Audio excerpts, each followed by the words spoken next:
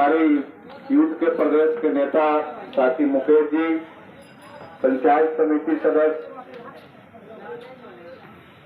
Dinesh Kushwaha ji, PACS अध्यक्ष दिलीप कुशवाहा जी और उपस्थित हमारे सुरेश सिंह जी, धर्मनाथ जी और इस बाजार परिषद में उपस्थित भाइयों बहनों, साथियों ने आपको बतलाया कि किस तरीके से मोदी सरकार के नेतृत्व में एक नया जमींदारी स्थापित हो रहा है। यानी पहले नहीं था, जगह जगह पर जमींदार हुआ करता था गांव में। वो जाता आपके घर पर ठेला रख देता और जमींदार का सिपाही आता आपके द्वार पर और कहता कि रे फलना आज हॉर लेकर चलिए हमारा खेत में। यानी खेत आपका है और उसका टैक्स नहीं जमा किए तो सारा खेत नीलाम। वो तरीका से आज मोदी सरकार के बाद एक नया जमींदारी के बाद वह स्थापित कर रहा बा, क्योंकि धीरे धीरे जो खेती किसानी के जो हालत बा, अब जैसे कि आलू के खेती किसान कहलक 4,000 रुपये बीज खरीद के खेती कहलक। आज ये आलू के भाव एकदम गिर करके 800 रुपये हो गए। तो खेती में कोनो फायदा हो ही, खेती में तो कोनो फायदा ना हो। वो तरीका से आज के बाद दवाई के दाम, आपने दवा के दुकान में जाओ, जो दवाई के दाम के बाद 3 रुपया में पट्टा मिले तो लोग सीधे 30 रुपया हो गए। डीजल पेट्रोल के बारे में साथी लोग बतौले के लगी के तरीका से दाम कर रहा बा।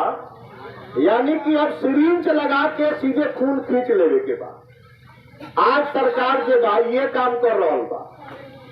ए पर जब तक आज जुलूस निकाल के सब लोग विरोध कर, क्योंकि सरकार ही बुझ रहा बा। रउआ देह पर अगर माथा पर अगर 1 क्विंटल के बोझा लाद दिया है और रउआ वो आह न करम तो सरकार बुझी कि भाई तो घींचते बा, हम महंगाई हम बढ़ाइए रहल बाड़ी या इनका कोनो फर्क पड़े नहीं के। वो तरीका से आज जे बा किसान के गरीब के हमरा याद बा कि यही जे बा आज दिल्ली में जो किसान आंदोलन जो हो रहा बा, लगभग उनमें 300 किसान वो आंदोलन में मर गए। माने ऐसा जो आजादी के बाद में ऐसा देश में ना दुनिया में कोनो ऐसा आंदोलन ना भेज जहाँ 300 किसान जो बा वो आंदोलन के दौरान वहाँ बॉर्डर पर मर गए। लेकिन वो किसान कभी के बाद छोड़िए तक ना चलौला। वो किसान के मांग बा, क्योंकि 3 गो कानून लिया बा मोदी जी। ये 3 गो कानून में जब देखलन कि कोरोना आ गया और कोरोना के नाटक करके सब लोग के घर में पुलिस इनकर पीट के ढुका दिलक। आ यही बीच में क्या कहलन कि कानून के पास कर लेलन। आई 3 गो जो कानून बा, पहला जो कानून बा कि कंपनी आई रउआ से जो बा खेती के जो बा एग्रीमेंट कर, माने अब तो रउआ देखे बनी कि हमरा खेती में तो कोनो फायदा नहीं थे, तो कंपनी वाला एग्रीमेंट करी रउआ से। एग्रीमेंट कहला के बाद वो कंपनी वाला खाद बिया उहे दी और ओकरा जौन चीज के बा कहीं ई वैरायटी के जे बा गेहूं लगावे के बा उहे किसान उहे वैरायटी के लगाई। थोड़ा दिन ही चली आ चलना के बाद जब कुछ दिन जे बा आज गेहूं के रेट 1800 रुपये बा तो 2100 रुपये कर दी। जैसे कि मोबाइल में देख ली ना, जब मोबाइल जब बीच में कैसे कहल कि बहुत सस्ता हो गया हमारा कंपनी का मोबाइल लीजिए, सब लोग लेना शुरू कर दिया। और सरकारी जो कंपनी जो BSNL है वो खत्म हो गए, तो अब जो प्राइवेट वाला जो कंपनी बा अपन दाम बढ़ावे लगल और सब लोग तो मोबाइल रखिए ले लेता, क्योंकि मोबाइल बिना तो केहू के नींद पर अनिवार्य हो गल बा। सब लोग के मोबाइल रखल, एगो घर में 4-4 को मोबाइल हो गल बा। अगर जो लोग सब में अगर खर्चा होके तो दिन भर कमा के लिया उसे मोबाइल में चल जाए। यानी कि ऐसा ऐसा कानून लाके और ये जो कानून जो लिया वाले 3 गो कानून, और को में क्या हुई कि जब आई ये मंडी जो सिस्टम रहता था कि जहाँ किसान पैदा करके सरकारी मंडी में बेचे रहता था, क्योंकि बिहार में तो 2006 में नीतीश जी एकरा के खत्म कर दिला, या बिहार में कोनो मंडी नहीं थे, लेकिन हरियाणा में पंजाब में मंडी बा। अब वहाँ के किसान देखले कि भाई तो मंडी खत्म कर देगा तो हम लोग कहाँ जाएंगे, अब तो खेती पर हम लोग निर्भर है। तो वो किसान सब लड़ाई बा दिल्ली में, हरियाणा पंजाब के नहीं थे, आंध्र प्रदेश के किसान बा, तमिलनाडु के किसान बा, राजस्थान के किसान बा, लाखों लाख किसान बा, सब लोग लड़ाई बा कि भाई कानून के कैसा हो तो सरकार को वापस करे के चाहिए, अगर ना करी देते ही हमनी का मर जाए जान देते हम, लेकिन हमनी का यहाँ से लौट के न जाए।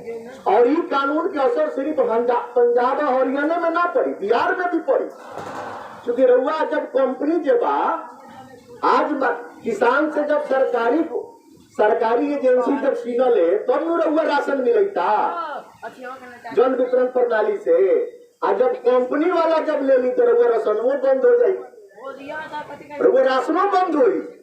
आई राशन के लड़ाई के बाद बहुत संघर्ष के बाद ही कानून बनल बा, मोदी जी के देन नहीं थे, ये लाल झंडा के देन बा। अब मनमोहन सिंह के सरकार रहे जोना में लाल झंडा के लोग पूरा देश में जे बा एकर विरोध भेल।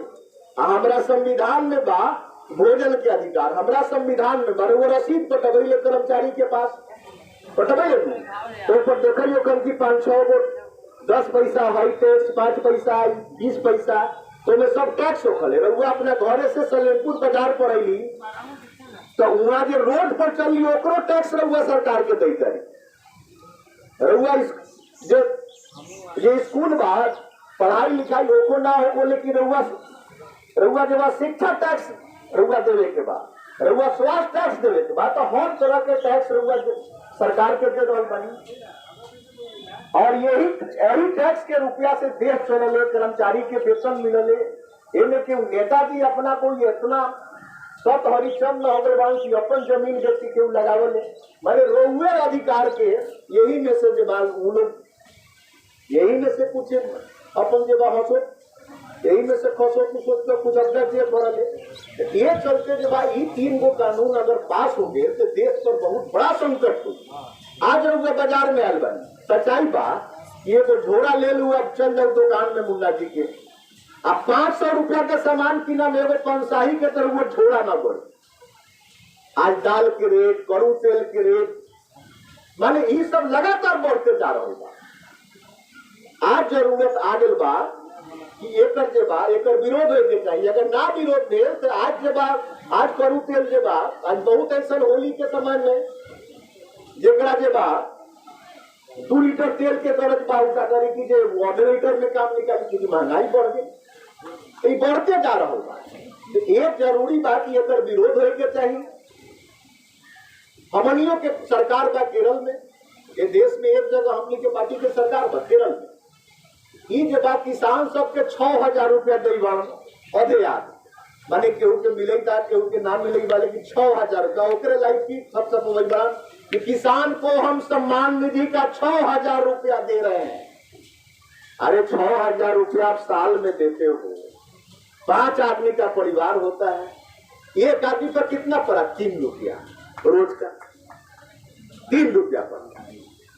जबकि इसी देश में ये लाल झंडे की सरकार केरल में है, जहां किसानों को जो है बाढ़ और सुखाड़, माने जहां किसानों का अनुदान है, सब्जी पर 30,000 रुपया, अगर सब्जी का खेती किया, अगर उसका सब्जी नुकसान हो गया तो उस पर 30,000 रुपया का अनुदान है, दाल पर 20,000 रुपया का अनुदान है, केले पर 30,000 का अनुदान है।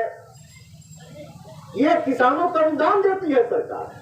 यहाँ तक कि पूरे हिंदुस्तान में आज ये केरल ऐसा राज्य है जहाँ सब्जियों का भी रेट तय किया है सरकार ने। आपको जो है केला जो है 20 रुपए उसका सरकारी रेट है,